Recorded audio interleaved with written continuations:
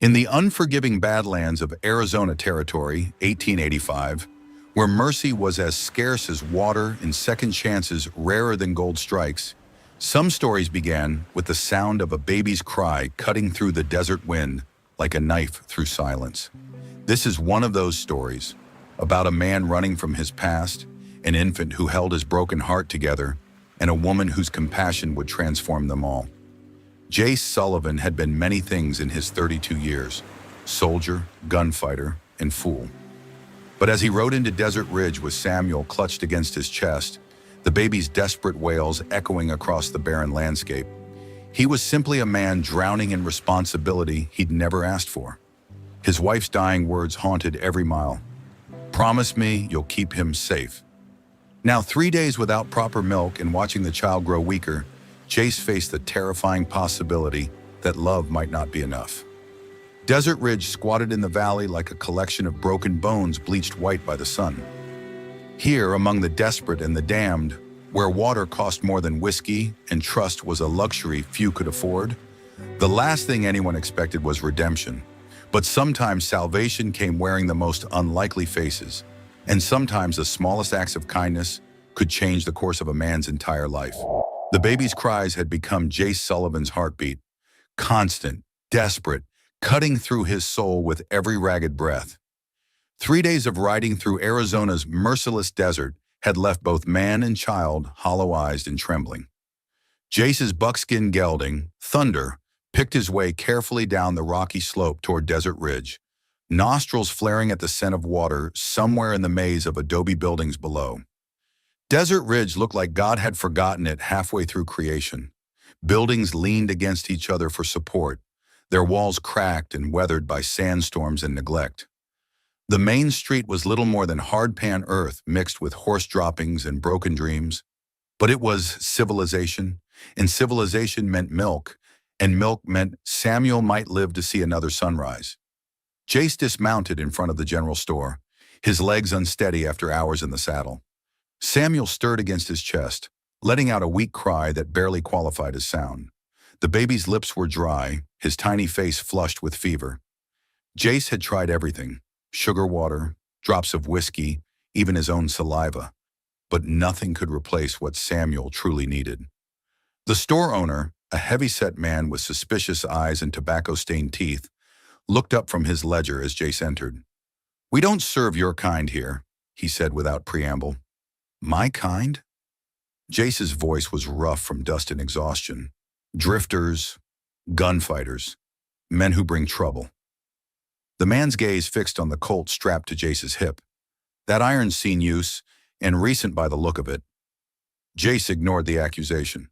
"I need milk. Powdered, canned, anything. The baby's starving." "Ain't got none." The lie came easy, practiced. "Try the saloon. Maybe one of the girls can help." The Broken Wheel Saloon reeked of stale beer, unwashed bodies, and desperation. Piano music stumbled through off-key melodies while painted women with dead eyes served drinks to men who'd given up on tomorrow. Conversations died as Jace entered, Samuel's weak cries drawing stares and whispers. "Well, I'll be damned," called a voice from the bar. "That's some interesting cargo you got there, stranger." Jace approached the bartender, a scarred man with arms like tree trunks. "I need milk for the baby. I can pay." The bartender laughed, a sound like gravel in a bucket. "This looked like a nursery to you. We serve whiskey, not wet nurses." "Please." The word tasted like ashes in Jace's mouth. "He hasn't eaten in 2 days."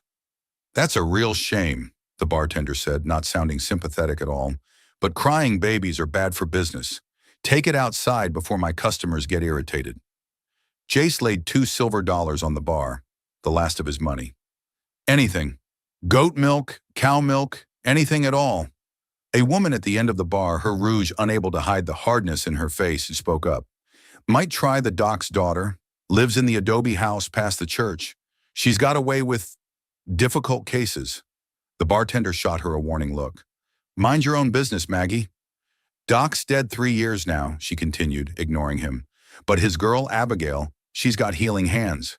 Helps folks when they got nowhere else to turn." Jace pocketed his coins and headed for the door. Behind him, conversations resumed in hushed tones. He caught fragments. Ah, looks like trouble. That baby ain't gonna make it. Seen his type before? The church was little more than 4 walls and a cross, paint peeling like dead skin. Beyond it sat a small adobe house with a garden that somehow stayed green despite the desert heat. Smoke curled from the chimney, and somewhere inside, Jace could hear the soft sound of humming, a lullaby his own mother had sung decades ago. He dismounted and approached the door on unsteady legs. Samuel had gone quiet, but it was the wrong kind of quiet, the kind that came before the end. Jace raised his fist to knock, then hesitated. What if she turned him away too? What if this was just another dead end in a territory full of them? The door opened before he could knock. Abigail Foster stood in the doorway like something out of a fever dream. She couldn't have been more than 25, with auburn hair pulled back in a practical bun and green eyes that seemed to see everything. Her dress was simple but clean, and her hands, small, capable hands, were already reaching for Samuel before she'd even looked at Jace. "How long since he's eaten?" she asked, her voice soft but urgent. 3 days, Jace admitted. Maybe longer. His mother died in childbirth back in Tucson. I've been trying to get him somewhere safe, but... Bring him inside, Abigail said, stepping back. Quickly. The interior of the house was a sanctuary. Dried herbs hung from the rafters, filling the air with scents of lavender and sage. Books lined the walls, medical texts, journals, things Jace hadn't seen since his brief time in a real city. A fire crackled in the hearth, casting warm light over everything. Abigail had already settled into a rocking chair near the fire, her blouse loosened with practiced efficiency. "Hand him to me," she said simply. Jace hesitated. He'd held Samuel close for so many miles that letting go felt like tearing away part of himself. But the baby was dying, and this woman, this stranger, was his only hope.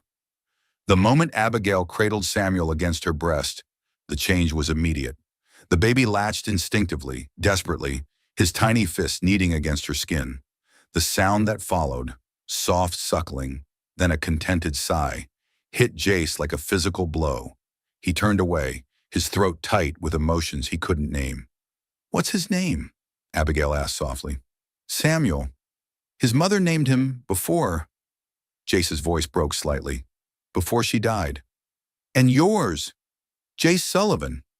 Abigail nodded, her attention focused on the child in her arms. "I lost one too," she said quietly. "Fever took him when he was 6 months old. That was 2 years ago." Jace turned back to look at her. There was no self-pity in her voice, just the kind of acceptance that came from surviving unthinkable loss. "I'm sorry. Folks don't like to talk about it," she continued. "Say it's God's will. Say I should move on. But some things change you forever." She looked down at Samuel, who had fallen asleep at her breast. "Some losses hollow you out until you're nothing but echo and emptiness. Then why help us?" Abigail smiled, and it was the first genuine warmth Jace had seen since leaving Tucson. "Because maybe filling that emptiness with love for someone else's child is better than staying hollow forever." They sat in comfortable silence as night fell over Desert Ridge. Samuel slept peacefully for the first time in days, his breathing steady and strong. Jace found himself watching Abigail more than the baby. The gentle way she rocked, the reverence in her touch, the maternal instincts that transcended blood and biology. "You can stay in the stable tonight," she said eventually. "There's clean straw and blankets. Samuel needs to eat again in a few hours." Jace nodded but made no move to leave. "Why are you doing this? You don't know me, don't know what I've done." Abigail met his eyes steadily. "I know you've ridden 3 days through desert heat to save this baby's life. I know you spent your last money trying to feed him. I know you're scared and desperate and doing the best you can." She paused. "That's enough for me." Outside, a coyote howled in the distance, answered by another, then another. Desert Ridge settled into uneasy sleep around them. But inside Abigail Foster's small house, 3 lost souls had found each other in the darkness, and for the first time in longer than any of them could remember, the future didn't look quite so bleak. As Jace finally made his way to the stable, Samuel's peaceful breathing filling the silence, He dared to hope that maybe, just maybe, they'd found sanctuary in this forgotten corner of the territory. What he didn't know was that sanctuary, like everything else worth having, would have to be fought for, and that Desert Ridge held dangers far worse than dying of thirst in the desert. Dawn came slowly to Desert Ridge, painting the adobe buildings in shades of rose and gold that almost made the town look beautiful. Jace woke to the sound of Samuel crying, not the desperate wails of starvation, but the healthy demands of a baby who expected his needs to be met. The sound was the most beautiful thing he'd heard in days. He found Abigail in her kitchen, already preparing a simple breakfast of eggs and cornbread, while Samuel nursed contentedly in a makeshift cradle near the stove. She looked up as Jace entered, noting the way he moved, careful, alert, like a man who'd learned that safety was always temporary. "Coffee's on the stove," she said, nodding toward a blackened pot. "Sleep well?" "Better than I have in weeks." Jace poured himself a cup, savoring the bitter warmth. "How's Samuel?"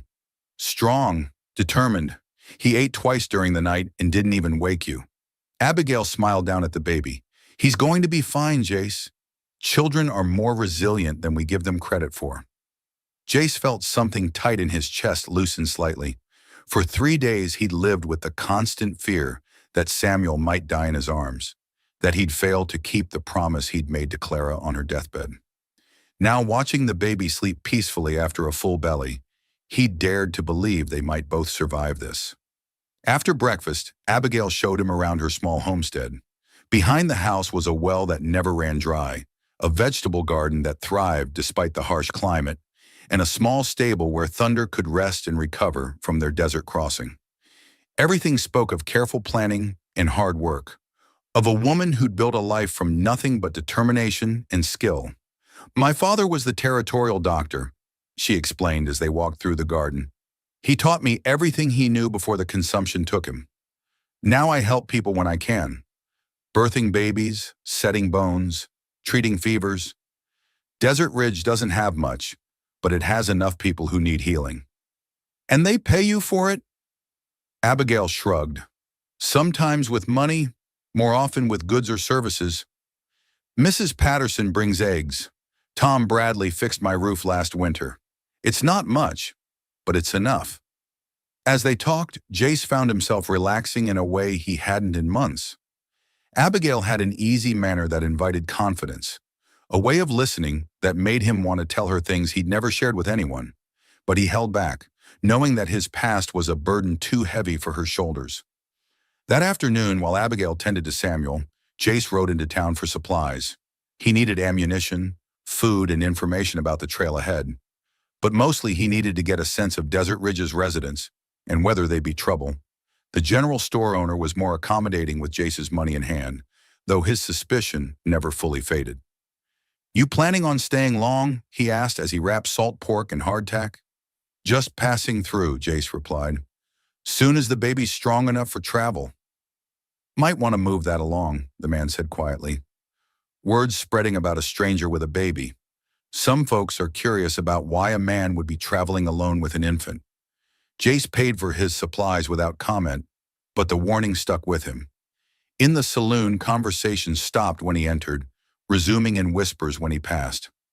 Eyes followed his movements, noting the way he wore his gun, the scars on his hands, the wariness that never left his posture. The bartender from the night before nodded as he approached. "Heard you found what you were looking for." "The baby's doing better, thanks." "That's good, real good." The bartender leaned closer, lowering his voice. "But you might want to know, there's been a writer asking questions. Came through yesterday, showed a wanted poster with your face on it." Jace's blood turned to ice. "What kind of questions?" "The kind that come with a $500 bounty attached. Said you killed a family outside Phoenix, burned their house with them inside." "That's a lie." The words came out harsher than Jace intended. "Maybe so, maybe not. But the law's the law, and $500 is more money than most folks in this town see in a year." The bartender straightened up. "Ryder said he'd be back with the federal marshal. Might want to consider moving on before that happens." Jace left the saloon with his mind racing. He'd known this day would come, had been running from it for months. The Phoenix incident had been a setup, a trap laid by Cain Blackwood to destroy what was left of Jace's reputation. But proving that would require time he didn't have and resources he didn't possess. He rode back to Abigail's house with his thoughts spinning like a dust devil. Samuel was healthy enough for travel now, and staying would only put Abigail in danger. But the thought of leaving, of taking Samuel back into the uncertain hell of the trail, made his stomach clench with dread. Abigail was waiting for him on the porch, Samuel sleeping in her arms. One look at Jace's face told her everything she needed to know. "Trouble?" she asked quietly. "A bounty hunter's looking for me. Claims I'm wanted for murder." Jace dismounted slowly, his movements heavy with resignation. "We need to leave. Tonight before—" "No!" Abigail's voice was firm, brooking no argument. "You don't understand. They think I killed a family, burned down their house. If they find me here, you'll be considered an accomplice. Are you guilty?" Jace met her eyes. "Number. But that doesn't matter. The law sees what it wants to see, and $500 buys a lot of willful blindness." Abigail stood up, cradling Samuel protectively. "Then we'll face it together." "Abigail, you can't—" "This is my home, Jace. My father built this house with his own hands, and I won't be driven from it by lies and bounty money." She stepped closer, her green eyes fierce with determination. "Besides, Samuel needs stability. He needs a place where he can grow strong and safe. Running will only make you look guilty." That night, as they sat by the fire discussing their options, Abigail told Jace about her own past. Her father had been a Union Army surgeon who'd come west after the war, seeking peace and purpose in healing rather than killing. He'd taught her that sometimes standing your ground was the only way to preserve what mattered most. "He used to say that running from the truth never solved anything," she said, rocking Samuel gently. "It just gave your enemies more time to manufacture evidence against you." "Your father sounds like a wise man." "He was, and he was also stubborn as a mule when he believed he was right." Abigail smiled. "I get that from him."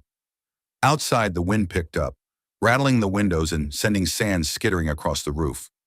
Somewhere in the darkness, a horse nickered nervously, and Jace's hand moved instinctively toward his gun.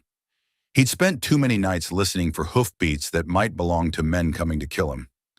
"Get some rest," Abigail said, noticing his tension. "Whatever comes tomorrow, we'll face it with clear heads and steady hands." But sleep didn't come easily for Jace Sullivan. He lay in the stable loft, listening to the night sounds of the desert, thinking about the woman who'd shown him more kindness in 2 days than he'd received in 2 years of running. Samuel was safe now, healthy and protected. That was what mattered. That was what Clara had made him promise. If staying meant facing Cain Blackwood's lies in a courtroom, so be it. If it meant drawing iron against bounty hunters, he'd do that too. But he wouldn't run anymore. Not when he'd finally found something worth fighting for. In the house, Abigail Foster sat by the dying fire, holding a baby who wasn't hers by blood, but was becoming hers by choice. She thought about the scarred, dangerous man sleeping in her stable, about the way he looked at Samuel with such desperate love, about the gentleness in his hands when he held the child. Tomorrow would bring trouble. She could feel it in the desert wind. But tonight, for the first time since her own baby had died, Abigail felt like she had a family worth protecting. And she'd learned from her father that some things were worth any price to defend. Outside, stars wheeled overhead in their ancient patterns, indifferent to human struggles, but somehow blessing this small corner of the territory where mercy had found a foothold and love was taking root in the most unlikely soil. The trouble arrived 3 days later in the form of Deputy Marshal Frank Devlin, a lean man with cold eyes and a badge that gleamed like fresh silver. He rode into Desert Ridge with the confidence of someone who'd never doubted his own righteousness, accompanied by a local bounty hunter named Pete Grimm, whose reputation was as ugly as his scarred face. Jace watched them from Abigail's kitchen window, his coffee growing cold in his hands. Samuel played on a blanket near the stove, babbling contentedly while reaching for wooden blocks Abigail had carved for him. The domestic scene felt surreal against the backdrop of approaching danger. "That's them," Jace said quietly. Abigail moved to stand beside him, her shoulder brushing his arm. "The marshal looks honest enough." Honest men can still be wrong, and bounty hunters like Grimm don't care about truth, only profit. They watched as the two men dismounted in front of the sheriff's office. Even from a distance, it was clear they were asking questions, showing papers, building a case. Within an hour, every resident of Desert Ridge would know why they were there. "I should go to them," Chase said. "Turn myself in before they come looking." "Absolutely not." Abigail's tone brooked no argument. "We agreed to face this together, and that's what we're going to do. Abigail, if they find me here, they'll find a man caring for his child in the home of a respected member of this community. Sometimes appearances matter more than accusations." Jace looked down at her, struck once again by her quiet strength. In the 3 days since the marshal's approach had been announced, Abigail had transformed from a woman offering temporary shelter into something he'd never expected to find again, a partner. She'd stood with him through Samuel's feverish night, helped him practice his testimony, even cleaned and oiled his weapons while discussing legal strategy. "You don't have to do this," he said. "Samuel and I could disappear tonight, head for Mexico, and spend the rest of your lives looking over your shoulders. That's no way to raise a child." Abigail picked up Samuel, who gurgled happily at the attention. "Besides, I've grown rather fond of you both. I'm not ready to say goodbye." The admission hung between them like morning mist, delicate and precious. Over the past week, something had grown between Jace and Abigail that went beyond gratitude or convenience. It was in the way she handed him coffee in the morning, how he unconsciously moved to stand between her and potential danger. The comfortable silences they shared while watching Samuel sleep. A knock at the door interrupted their moment. Jace's hand moved to his gun, but Abigail touched his wrist gently. "Let me," she said. Deputy Marshal Devlin stood on the porch with his hat in his hands, looking more like a man paying a social call than a lawman making an arrest. Behind him, Pete Grimm lounged against the porch rail, his hand resting casually on his gun butt. "Miss Foster," Devlin said politely, "I'm Deputy Marshal Frank Devlin. I was hoping I could have a word." "Of course, Marshal. Please come in." Devlin entered, but Grimm remained outside, a strategic positioning that wasn't lost on Jace. The Marshal's eyes swept the room, taking in the domestic details. Baby clothes hanging by the fire, toys scattered on the floor, the unmistakable signs of a family home. "I understand you've been providing assistance to a man named Jace Sullivan," Devlin said carefully. "Mr. Sullivan and his son have been staying here, yes. The baby was quite ill when they arrived." "His son?" Devlin's eyebrows rose slightly. "Little Samuel." Abigail adjusted the baby in her arms with natural maternal grace. "He's recovered wonderfully, haven't you, sweetheart?" Jace stepped forward, hands visible and non-threatening. "Marshal, I'm Jace Sullivan. I believe you're looking for me." Devlin studied him carefully.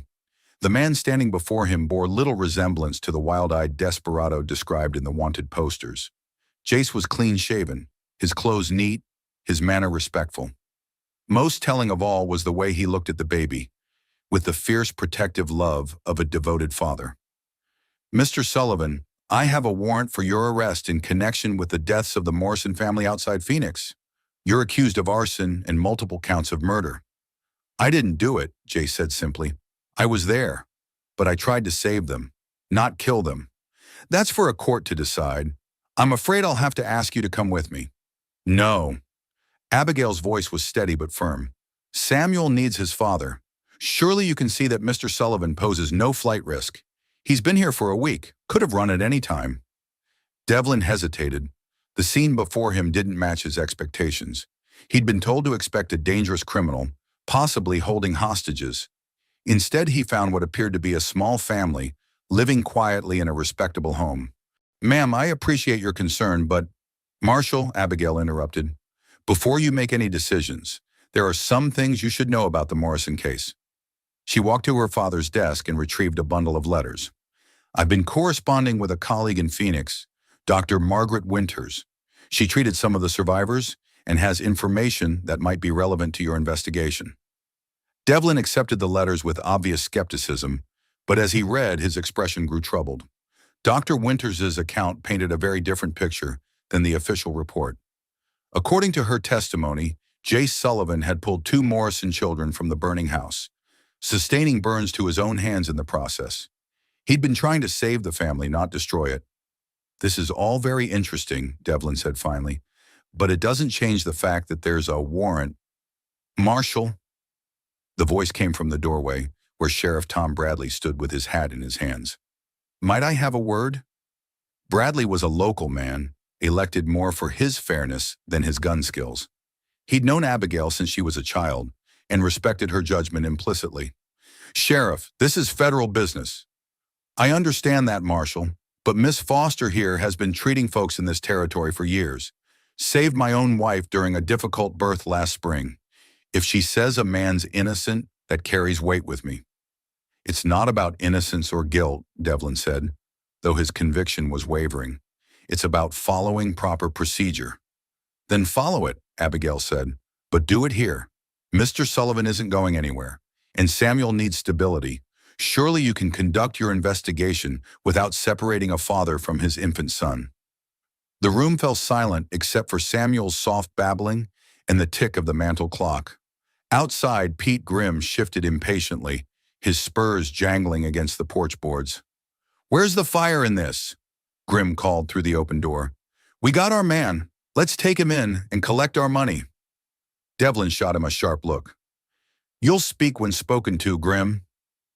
The bounty hunter's face darkened, but he said nothing more. Jace noticed the exchange and filed it away. Tension between a federal marshal and his hired help might be useful information. "I'll need to send some telegrams," Devlin said finally. "Verify some of these details with Phoenix. Sheriff, can Mr. Sullivan be housed in your jail temporarily?" "Don't have a jail," Bradley replied. "Just a couple of cells in the back of my office, and they ain't fit for a man with a baby." "He can stay here," Abigail said, "under house arrest if necessary. I'll vouch for his character." Devlin looked around the room once more, taking in the evidence of genuine domesticity. Whatever Jace Sullivan might have done in his past, he clearly wasn't the same man now. The change in him was palpable, the way he held himself, the gentleness in his voice when he spoke to the baby, the obvious care he took not to alarm anyone. "Very well," the marshal said. "Mr. Sullivan, you're confined to this property pending further investigation. Any attempt to leave will result in immediate arrest. Is that understood?" "Yes, sir." "And Miss Foster, you're vouching for this man's character. I hope you understand the responsibility that entails." Abigail lifted her chin proudly. "I do, Marshal, completely." After Devlin left, Jace sank into a chair by the fire, overwhelmed by the weight of what had just happened. Abigail had risked her reputation, possibly her freedom, to stand with him. She'd faced down a federal marshal with nothing but conviction and courage. "Why?" he asked quietly. "Why would you do that for me?"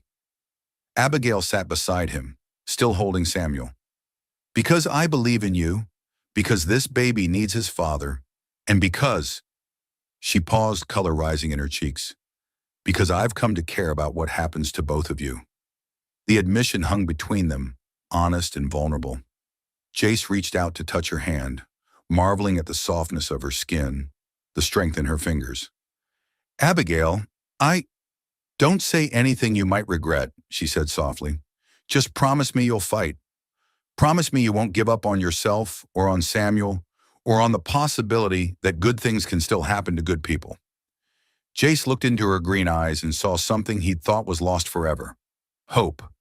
Not the desperate hope of a drowning man, but the steady, enduring hope of someone who believed the future could be better than the past. "I promise," he said. Outside, the sun set over Desert Ridge in a blaze of orange and purple, painting the adobe buildings in warm light. In Abigail Foster's small house, three people who'd found each other against all odds settled in for another night, knowing that tomorrow would bring new challenges, but facing them together. For the first time since Clara's death, Jace Sullivan dared to believe that he might not have to face the future alone. The telegram from Dr. Winters arrived 5 days later, delivered by a nervous boy who'd ridden hard from the territorial capital. Marshal Devlin read it twice before walking to Abigail's house, his expression unreadable, but his step lighter than it had been in days. Jace was in the garden with Samuel, showing the baby how tomatoes grew, while Abigail harvested herbs for her medical practice. The domestic scene struck Devlin powerfully. This was not a dangerous criminal hiding from justice, but a man building a life with quiet determination. "Mr. Sullivan," Devlin called, "I need to speak with you." They gathered in Abigail's sitting room, Samuel playing contentedly on his blanket while the adults discussed his father's fate. Devlin spread several documents on the table, including the telegram, witness statements, and revised crime scene reports. "Dr. Winters has been very thorough," the marshal began. "She's interviewed 3 additional witnesses who place you at the scene trying to rescue the Morrison family, not harm them. She's also uncovered some interesting information about who might have actually started that fire." Jace leaned forward, hardly daring to hope. "What kind of information?" "It seems a man named Kane Blackwood was seen in the area that night. He had a grudge against John Morrison over a land dispute, and several witnesses now remember seeing him leaving the scene just before the fire started." Abigail reached for Jace's hand, squeezing gently. "Kane Blackwood," she said. "I've heard that name before. Hasn't he been trouble for years?" "More than trouble," Devlin replied grimly. "He's wanted in 3 territories for various crimes, but he's been clever about staying ahead of the law. This might be the evidence we need to finally bring him in." "So I'm cleared?" Jace asked, afraid to believe it. "The charges against you are being dropped. Dr. Winter's investigation shows clear evidence that you were trying to save lives, not take them. There will be a formal hearing in Phoenix to make it official, but for all practical purposes, you're a free man." The relief that washed over Jace was so intense it left him lightheaded. For months he'd been running, looking over his shoulder, wondering if every sunset might be his last as a free man. Now suddenly, the future stretched ahead with possibilities he'd hardly dared imagine. "There's more," Devlin continued. "The territorial governor is offering a reward for information leading to Kane Blackwood's capture. Your testimony about his involvement in the Morrison case could be quite valuable." "I'll testify," Jace said without hesitation, "whatever it takes to see him brought to justice." But their celebration was cut short by the sound of approaching horses. Through the window they could see Pete Grimm riding toward the house with 3 other men, all armed and looking determined. "That's not good," Devlin muttered, reaching for his gun. "Grimm's not going to be happy about losing his bounty money." Jace was already moving, scooping Samuel into his arms while motioning for Abigail to get behind the heavy wooden table. "How many bullets in that rifle of yours?" he asked. "Enough," she replied grimly, checking the load with practiced efficiency. Grimm's voice boomed across the yard. "Sullivan, come on out. Federal marshal says you're innocent, but I got a different opinion." Devlin stepped onto the porch, badge prominently displayed. "Grimm, you're out of line here. The charges have been dropped."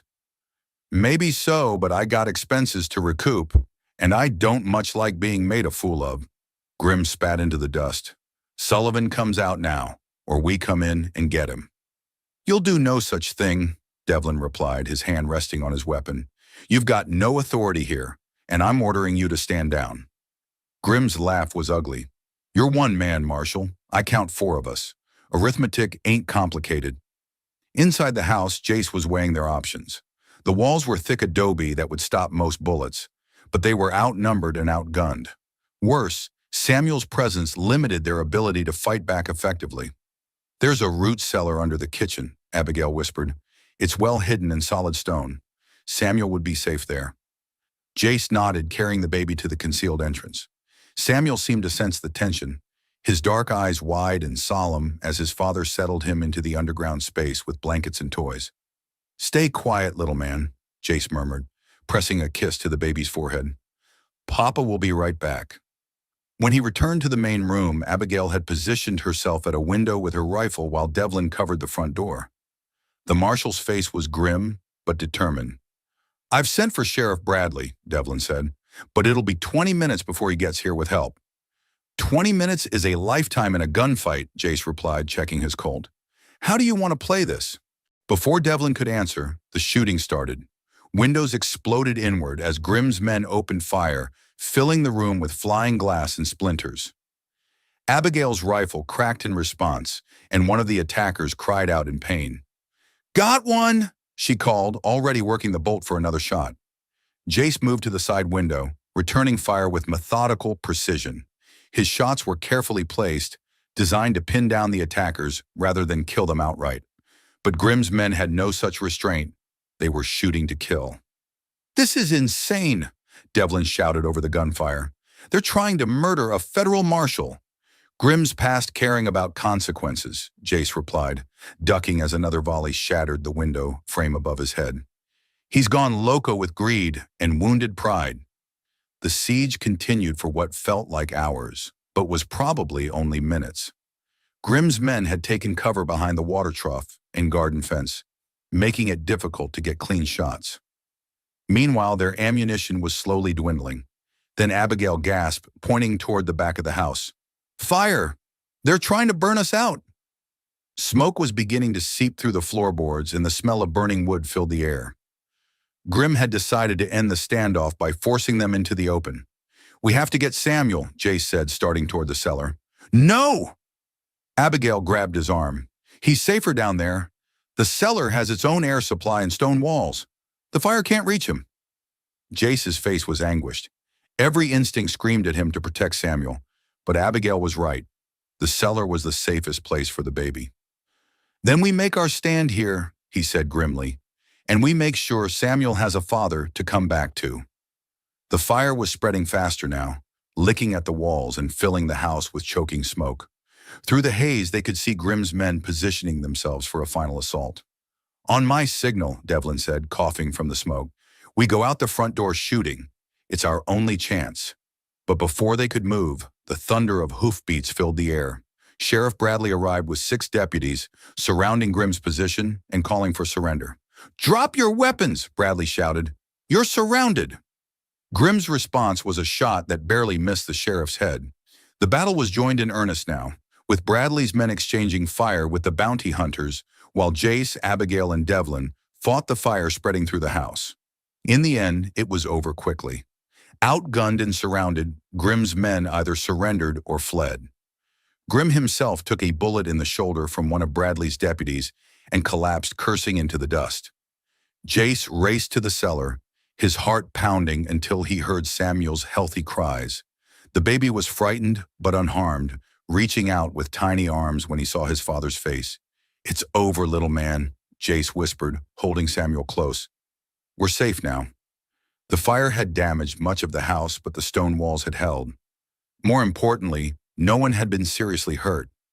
As the smoke cleared and the last of Grimm's men were led away in shackles, a strange peace settled over the scene. "Well," Devlin said, surveying the damage, "I'd say that settles any question about your character, Mr. Sullivan. A guilty man wouldn't have stayed to fight for his family." Jace looked at Abigail, who was covered in soot but smiling with relief. "My family," he repeated softly. "Yes, I suppose that's what we've become." The rebuilding of Abigail's house became a community effort that surprised everyone, including the residents of Desert Ridge themselves. Word of the siege had spread quickly, along with the truth about Jace's innocence and the courage he'd shown in defending the town's beloved healer.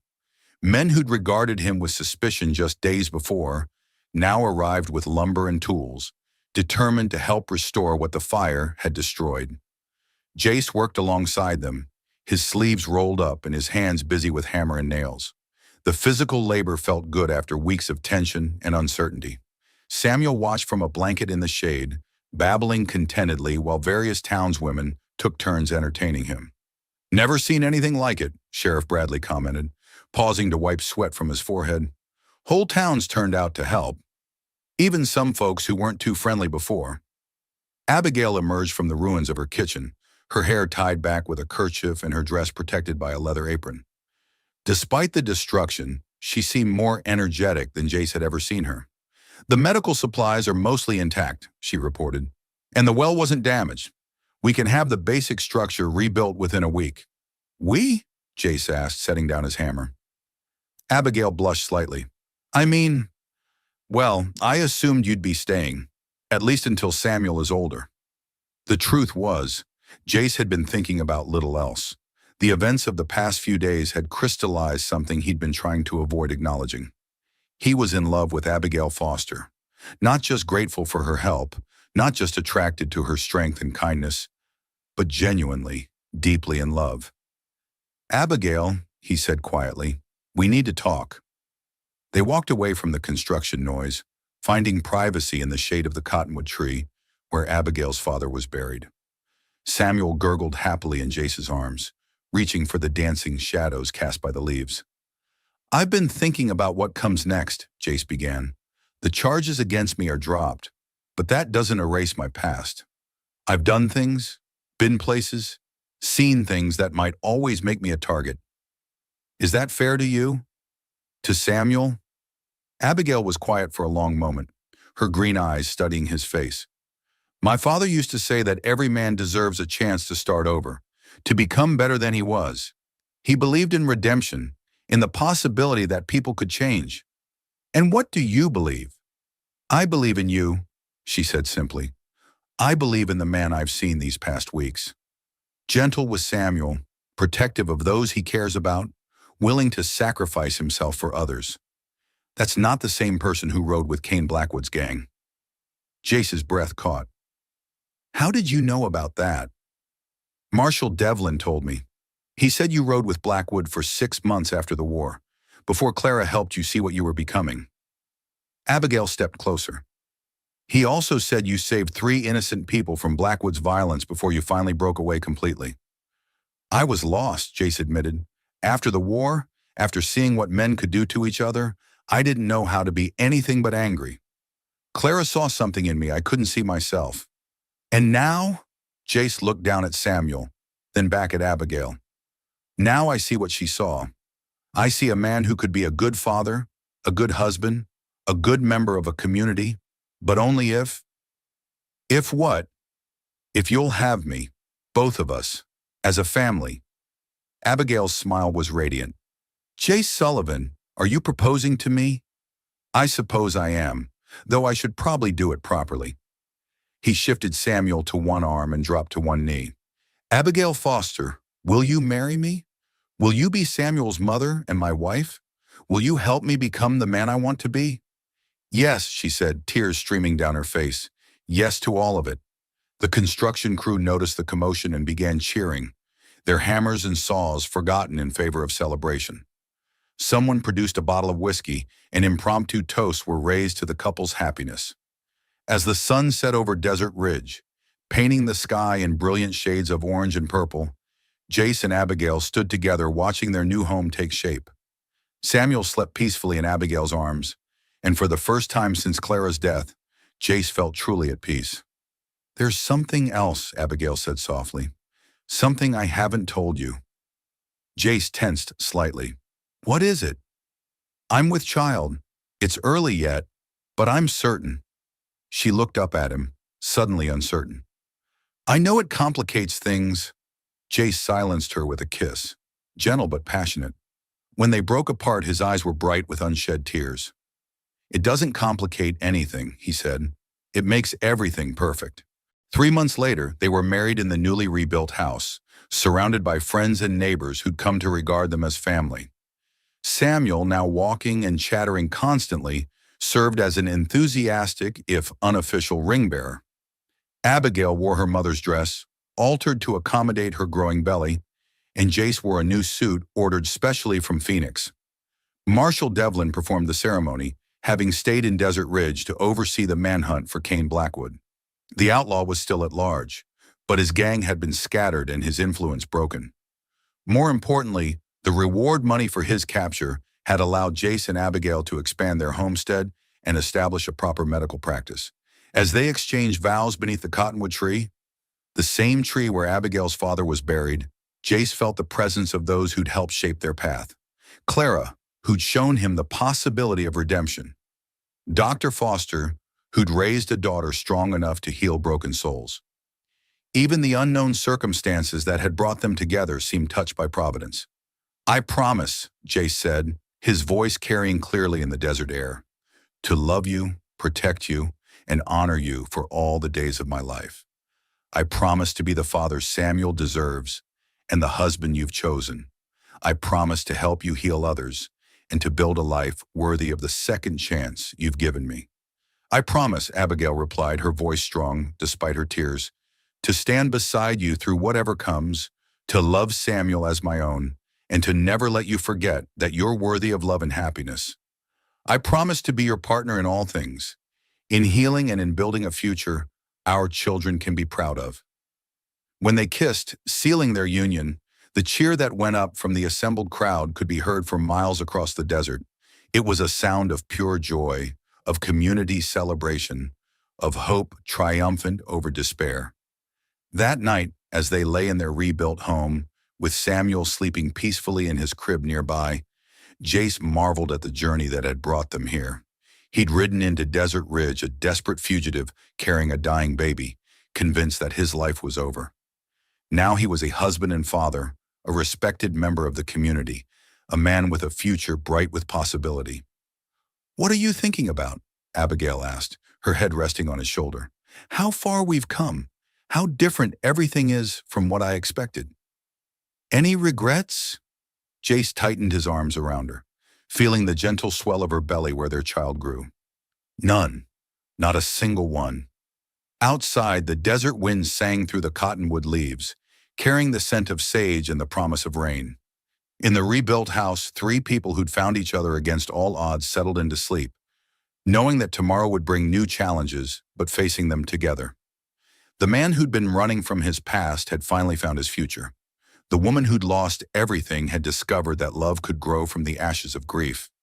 And the baby who'd nearly died in the desert would grow up knowing that family wasn't just about blood, but about the daily choice to love, protect, and cherish each other through whatever storms might come. 6 months after the wedding, Desert Ridge had transformed into something resembling a real town. The arrival of the railroad survey team had brought new businesses, new residents, and new hope to the community.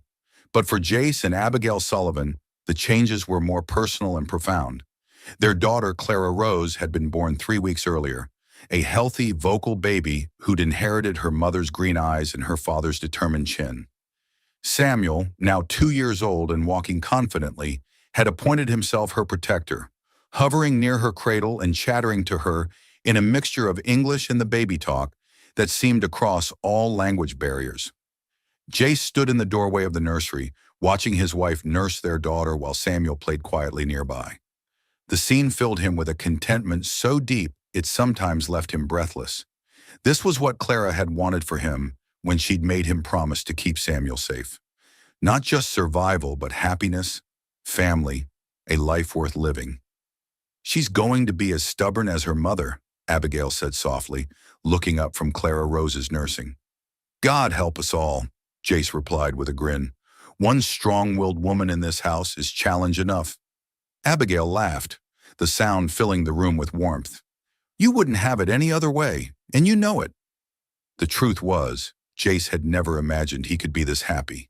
His medical practice, he'd finally accepted the town's insistence on calling him Dr. Sullivan despite his lack of formal training, kept him busy treating everything from broken bones to difficult births. Abigail had taught him much of what she knew, and he'd discovered a natural talent for healing that complemented her more formal medical education. But it was the simple domestic moments that meant the most. Samuel's delighted laughter when Jace tossed him in the air, Abigail's sleepy smile in the morning light, Clara Rose's tiny fingers wrapped around his thumb. He'd built a life from love and determination, and every day felt like a gift he'd never expected to receive. A knock at the door interrupted his reverie. Through the window he could see Marshal Devlin's familiar figure, along with a stranger in a territorial judge's robes. Jace's old wariness flickered briefly. Visitors in official capacity still made him nervous. But Devlin's relaxed posture suggested good news rather than trouble. "Marshal," Jace said, opening the door. "Judge, what brings you to Desert Ridge?" "Good news, I hope," Devlin replied. "This is Judge Harrison from the Territorial Court. He has some papers you might be interested in." Judge Harrison was a distinguished man with silver hair and kind eyes. He accepted Jace's invitation to sit and surveyed the comfortable home with obvious approval. "Mr. Sullivan," he began, "I have an official pardon here, signed by the Territorial Governor. It clears your name completely of any wrongdoing in the Morrison case and formally recognizes your role in bringing Kane Blackwood to justice." Jace's breath caught. "Blackwood's been captured?" 3 weeks ago in New Mexico territory," Devlin said with satisfaction. "Your testimony was crucial in building the case against him. He's been sentenced to hang for multiple murders." Abigail appeared in the doorway, Clara rose in her arms and Samuel clinging to her skirts. "What's happening?" "It's over," Jace said, his voice thick with emotion. "Really over. No more looking over our shoulders. No more wondering if the past will catch up to us." Judge Harrison stood, extending the official documents. "There's more. The territorial legislature has authorized the establishment of a medical college in Phoenix. Given your reputation and the unique circumstances of your training, they've offered you a position as an instructor." Jace stared at the papers, hardly believing what he was reading. "They want me to teach medicine?" "Frontier medicine, specifically, how to treat gunshot wounds, handle difficult births without proper facilities, manage medical emergencies with limited resources. The kind of practical knowledge that can't be learned from textbooks." Abigail moved to stand beside her husband, reading over his shoulder. "It's a wonderful opportunity," she said quietly. "It would mean leaving Desert Ridge," Jace said, "leaving the life we've built here." "Or," Judge Harrison interjected, "it would mean spending part of each year in Phoenix while maintaining your practice here. The position only requires 4 months of teaching annually. You could have both lives, the quiet family life you've built and the opportunity to train the next generation of frontier doctors." That evening, after the visitors had gone and the children were asleep, Jace and Abigail sat on their porch watching the sunset paint the desert in shades of gold and crimson. The question of Phoenix hung between them, unspoken but significant. "What do you think?" Jace asked finally. "I think," Abigail said slowly, "that we've been given a gift. The chance to help other people while still maintaining our family life. Samuel and Clara Rose would benefit from spending time in a real city, and the medical college would benefit from your practical experience. And you? Would you be happy dividing our time between 2 places?" Abigail leaned against his shoulder, her hand resting on his chest where she could feel the steady beat of his heart. "I'd be happy anywhere, as long as we're together. Besides," she smiled, "Phoenix could use a good midwife, and I've always wanted to see what a real library looks like." 3 years later, the Sullivan family was well established in their dual life. Winters in Phoenix allowed Jace to teach at the medical college, while Abigail pursued her own medical education. Summers in Desert Ridge let them maintain their frontier practice and raise their children in the small-town atmosphere they'd come to love. Samuel, now 5, was a confident, curious boy who could speak passable Spanish and ride a horse almost as well as his father. Clara Rose had grown into a precocious 3-year-old who followed her brother everywhere and showed signs of inheriting both parents' healing instincts. Their third child, baby Thomas, had arrived the previous spring with his father's dark hair and an easygoing temperament that suggested he'd inherited the best qualities of both parents. The house in Desert Ridge had been expanded twice to accommodate their growing family and Abigail's medical practice. The original adobe structure now anchored a compound that included a proper medical clinic, a stable, and living quarters that could house the orphaned children they'd begun taking in. Youngsters whose circumstances reminded them of their own desperate beginnings. On a warm summer evening, as the family gathered for dinner on their expanded porch, Jace looked around at the life they'd built and marveled at the journey that had brought them here. Samuel was helping Clara Rose with her letters, while baby Thomas slept peacefully in Abigail's arms.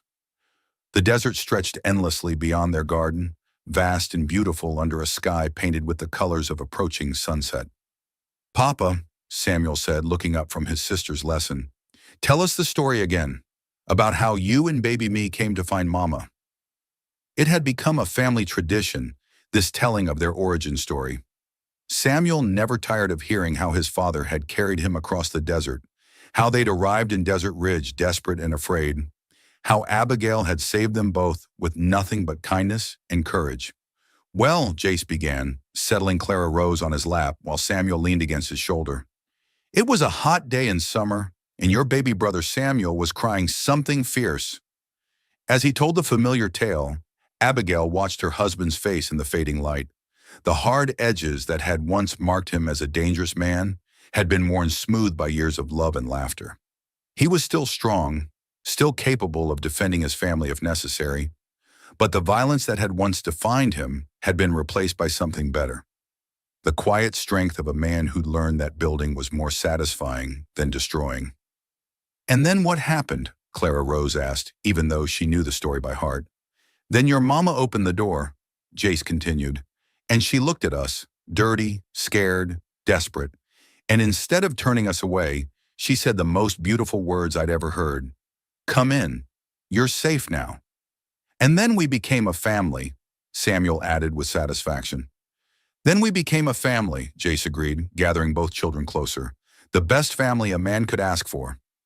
Later, after the children were asleep and the desert had settled into its nighttime quiet, Jace and Abigail stood together in their garden, watching stars emerge in the clear desert sky. Thomas stirred in his mother's arms, then settled back into peaceful sleep. Any regrets? Abigail asked, echoing the question she'd posed on their wedding night. Jace considered the question seriously, as he always did. Their life wasn't perfect. No life was. There were still nights when he woke from dreams of the war, still moments when he wondered if he deserved the happiness he'd found. But these shadows were balanced by mornings filled with children's laughter, by the satisfaction of healing the sick and injured, by the daily miracle of being loved unconditionally by the woman beside him. None, he said finally, not a single one. Above them, the same stars that had witnessed their first desperate night together now blessed their contentment. The man who'd ridden into Desert Ridge as a fugitive had become a respected doctor, teacher, and father. The woman who'd lost everything had found a family worth any sacrifice. And the baby who'd nearly died in his father's arms had grown into a confident, loving boy who would carry forward the best of both his parents. In the distance, a coyote called to its mate, the wild sound carrying across the desert like a blessing. The Sullivans listened to the desert song, holding each other close, knowing that whatever tomorrow might bring, they would face it together, as they had faced everything else, with love, courage, and the unshakable faith that even the most broken things could be made whole again. The story that had begun with a crying baby and a desperate man had become something beautiful, a testament to the power of love to transform lives, to the possibility of redemption even in the harshest circumstances, and to the truth that sometimes the most extraordinary families were forged not by blood, but by the daily choice to love, protect, and cherish each other no matter what storms might come. 25 years have passed since that scorching summer day when Jace Sullivan rode into Desert Ridge with a crying baby and a heart full of desperation. Today, Dr. Jace Sullivan is known throughout Arizona territory as one of the finest frontier physicians, a man whose medical skills are matched only by his compassion for those society has forgotten. The Sullivan Medical College in Phoenix, founded with the help of his wife, Dr. Abigail Sullivan, has trained over 300 doctors who carry their practical, humane approach to medicine across the American West.